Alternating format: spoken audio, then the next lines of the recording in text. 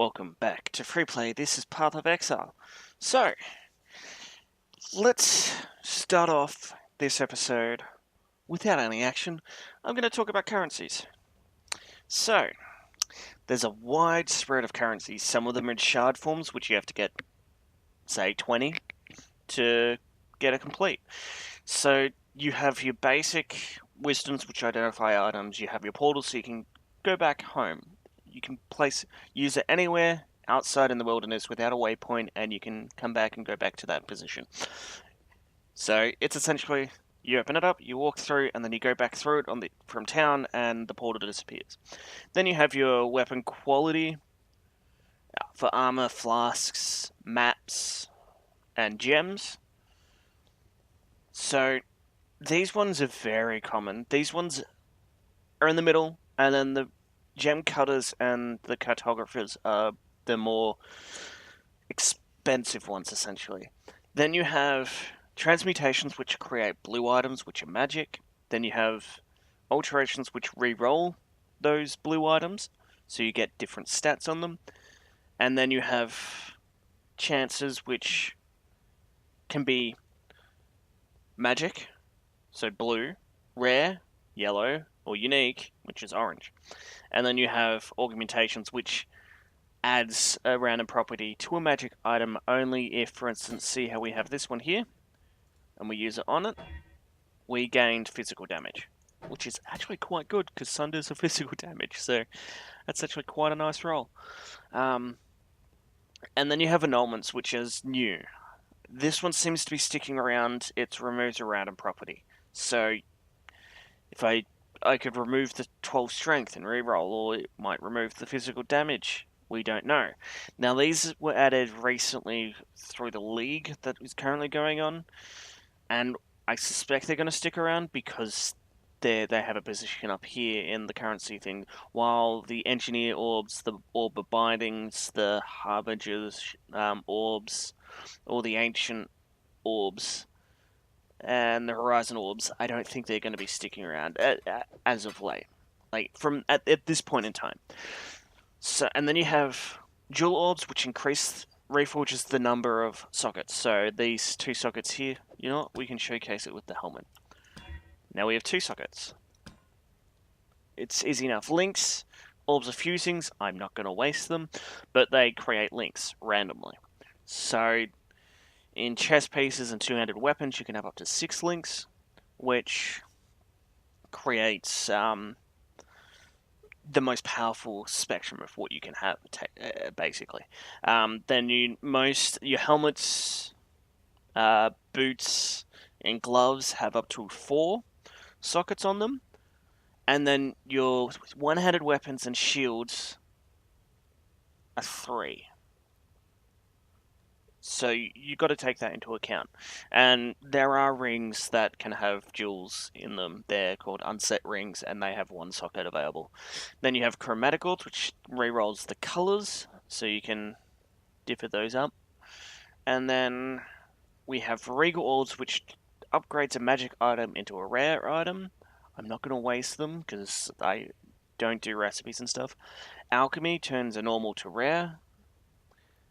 And then we have Blessed Orb, which rerolls the implicit properties, which is... See how this item says 10 reduced enemy stun threshold? That's what it reroll. And then you have Divine Orbs, which I don't have any, but they reroll everything else. The stuff below the line, underneath the enemy threshold, stun threshold. And then you have... Scouring, which removes all properties, so everything. So if I used it on this mace, it would be physical damage to strength would disappear.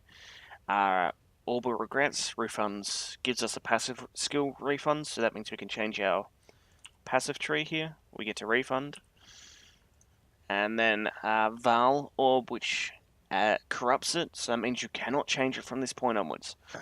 The number of sockets, the connections of them, the colors of them, and the numberings of the stats. And it can add things, remove things. You could change the item completely, change the sockets. You don't know.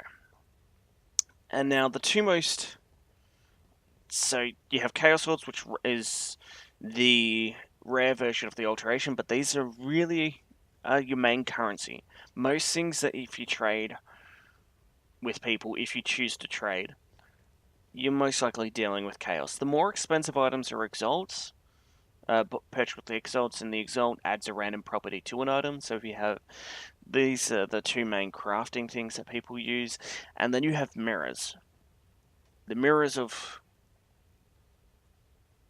Oh, fuck. What's Calandria? Calandra? I don't know how to pronounce it, and as I don't have one, I can't really hover over it and see. So, and that mirrors an item. So pretty much, I can take this and make a duplicate of this item, but that item the duplicated version of that item cannot be changed whatsoever. Then you have Parandus coins, which is used to trade with Parandus, who's a seller, but you have to do stuff in the late game to get coins, and silver coins, which is done via for prophecies. So I don't have any prophecies on this, so you trade a silver coin for a prophecy from her. So now that we've got that, let's go and complete this act. So we've got our new skill, Sunder. That's what Sunder does. I love the skill. It is actually quite good, but it's only a temporary skill that we're going to be using until we get the stuff we need. But we probably won't. I probably won't be getting it on the playthrough. So we just slam.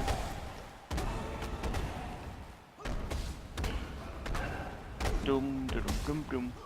Damn. And so it's an AoE skill essentially. Boulders. I'm not really looking to get gear. Surprised I actually haven't died yet, but we'll find. It will happen eventually. But I am playing in standard, so I'm not playing hardcore, so I can die as much as I want.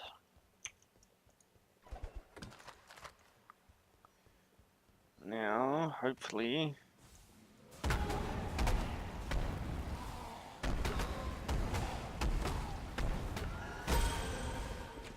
we have a new thing to talk about. Shrines. Hold on. Gotta kill everyone. Let's grab it. So, shrines. They give you abilities, like additional things on top. There's a hell of a lot of shrines. There's ones that make you attack faster, ones that make you faster, like running around and all that. Everything you do. Ooh, gloves. Yeah, we'll grab the gloves. And so this one is a lightning shrine, so it places down shock ground. I do want that ring. Ooh, actually.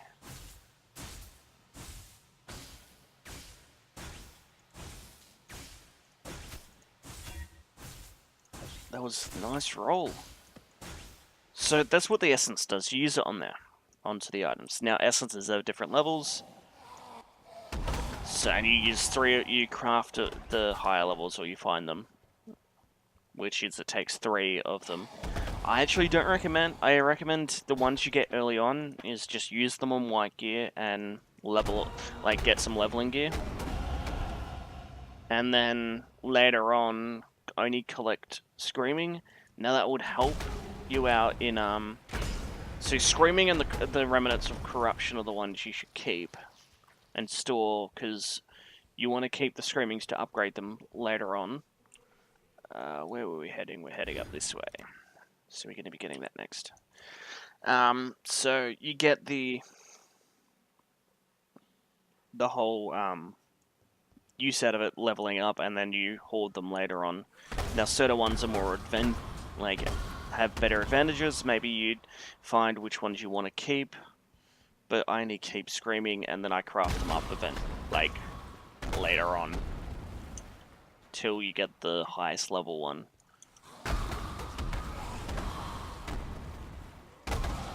So speed around.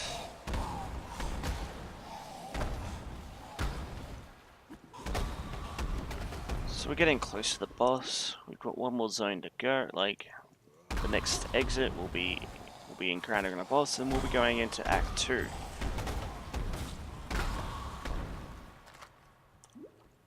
Now, the reason why I picked up the Sapphire Ring is because this boss does a lot of cold damage, so I'll be switching out this ring to get some more resistance. I'm not worried about damage, it's more about living. There's another unique boss.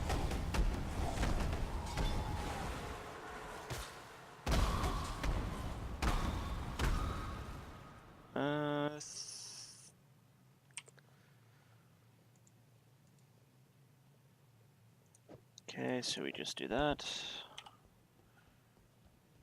And, oh, corrupted area. Let's go down in here. So this area is 20% of monsters physical, so they take less physical damage, and we have increased quantity of items. Nice. Okay, so corrupted areas are little side areas. Ooh, we'll take that.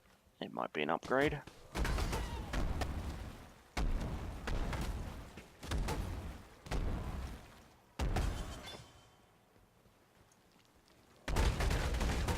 That will give you items. I'll talk about the items at the end. Once we run through and actually get the items. So there's always a boss creature here that's sometimes really powerful, sometimes it's not. Wrong way. So Quicksilver to get to the other side quicker. Okay, we're coming up to the end. As you can see from the map, the little marker that's appeared over here.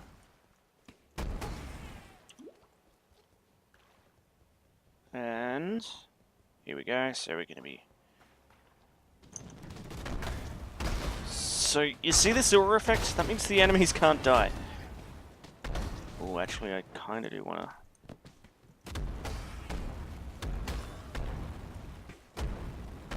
So, we open up the vessel, and we got Vial Power Siphon. So this is a gem that uses souls per use, so you have to kill enemies to get souls, and then once it reaches it, you can use it. Now, all of them are great. Sometimes you get fragments of sacrifice. We can't use that yet, okay. We can't use that. That is not even good. Seeing as I don't have the dex, and I'm not going to have the dex anytime soon. Yeah, so... reality, we shouldn't be holding on to that. We go 2 life flasks. And back into the Caverns of Anger. So yeah, so these areas randomly appear on maps, and we're at a dead end, so speed away. I do suggest you do them because they do give you more experience, like we nearly leveled up again. You do get some bonuses in there, you might get a Vial skill that you might want to use, like a Vial Fireball. So we got another Harbinger.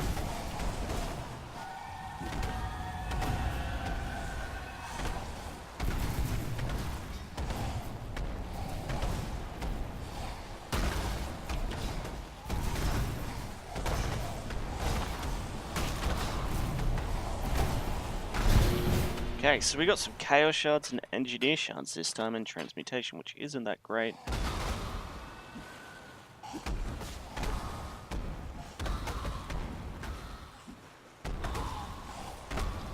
And this is a dead end. So, oh, rare. Nothing really good. So we're going to go get this node here. So this gives us mana regen and life. So that's going to be good. Okay, so see how the gold's sparkling? That means you're on the right track, and the exit's just right ahead. Normally, in the old maps, you wouldn't do it, so you had to be based on what's the area. They have little identifiers. So this is the boss. So to see how it's cold damage, that's what I forgot to do. I forgot to do this. Okay, that should help.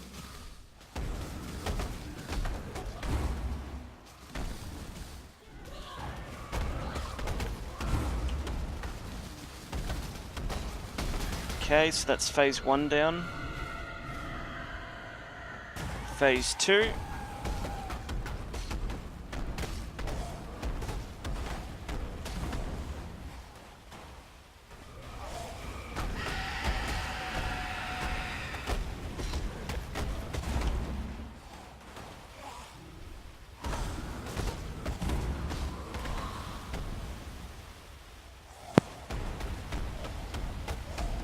And there we go. So, and oh, a new ring. Can't use those yet. Nothing. Actually, let's take a look at this axe. Does do more damage, so we'll switch it out. Actually, 110 and then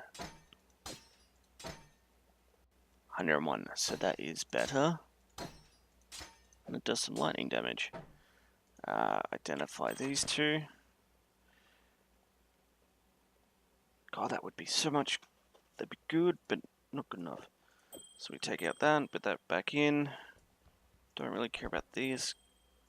Not gonna have the dex. Okay, so that's the end of this act. There's a lot of things that we haven't done in the first act that I'll go back to. All life is twisted. But seeing as it's already lit up, we don't need to worry about it, so you can actually move on. So we're just going to run through the area and get to the next town. And that's where we'll end the episode.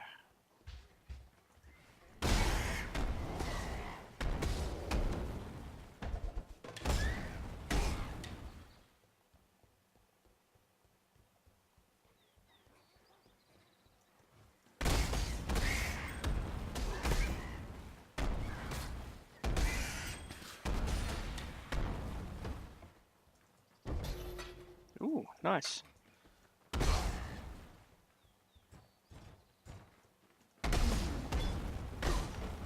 And here's the exit. So, let's run up. Let's get the quests.